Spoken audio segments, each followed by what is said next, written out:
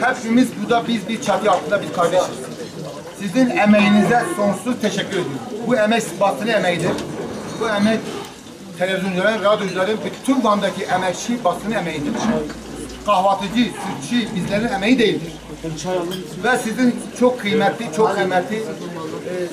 Van Tesla Yönetim Kurulu Başkanı Necdet Takva Beyefendinin çabasıyla, onun güzelliğiyle, sivil toplum örgütünün öncülüğüyle, valimizin, belediye başkanımızın, sivil üniversitenin çok büyük hocalarımızın desteğiyle biz dünya rekoru kırdık. Bunu tekrar söylüyorum. Van halkına sesleniyorum. Bütün Türkiye'ye sesleniyorum. Bu 15-20 yıllık basını emeğidir. Van'ın çok sayıda sorunu var. Tüm bu sorunlar arasında biz kahvaltıyı rekor denemesi olarak gündemimize aldık. Kötü bir şey de değil. Vanlıların böyle bir çaba içerisine girmesi sosyal bir etkinliktir, sosyal bir olaydır. Onun ekonomik yönleri vardır, turizm açısından yönleri vardır. Ancak hem Van'ın hem bölgenin bu rekor, kahvaltı rekoru dışında başka sorunları da vardır. Fakat bir basın mensubu olarak da hem bu bölgede yer alır hem de Van'ın uzun yıllardır sorunlarını bilen biri olarak şunu söylemek istiyorum. Ben köşemde de bunu belirttim. Vanlılar bir rekor denemesi yaptılar. Üstelik dünyanın en büyük gücü olan AB'lerin elindeki bir rekorla ilgili bir şeydi bu. Bu işin esprisi bile olsa, espriye de baksak, AB'lerin elindeki bir rekor alındı. Benim isteğim şöyle bir şeydir. Bölge çok sorunlu bir bölge. Van, bu sorunlu bölgenin çok daha sorunlu bir ili.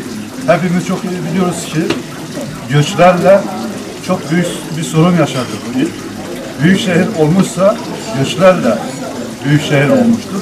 Sıkıntılarla, acılarla, büyük yokluklarla, yoksulluklarla bir şehir, büyük şehir olmuştur. Ve bunun üzerine bir deprem geldi. Bu başka bir yoksullukla yokluğa yol açtı. Onun ötesinde şimdi kaderi belli olmayan bir çözüm süreci tartışması var. Ben bunu gizli bir deprem sayıyorum. Yani her an hem ilimize hem bölgemize büyük sıkıntılar yaşatacak bir gizli deprem sayıyorum. 1 Haziran 2014 tarihinde dünyanın en kalabalık kahvaltı sofrasını oluşturarak hem kentin marka değerine katkı sağlamak hem de Van'ın biriken sorunlarını dikkat çekmek, Van'ın birliğini ve farkındalığını artırmak için bir etkinlik düzenledik.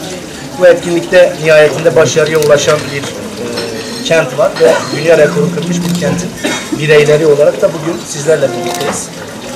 Niye Van kahvaltısı? Van kahvaltısı Van'ın en çok bilinen kültürel değerlerinden biriydi.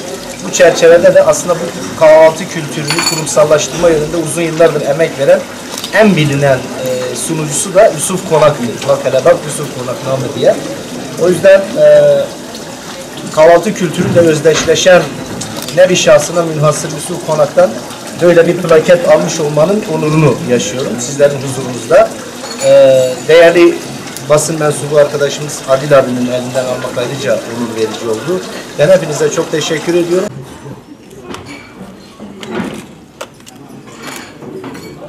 Hadi belki siyah beyaz.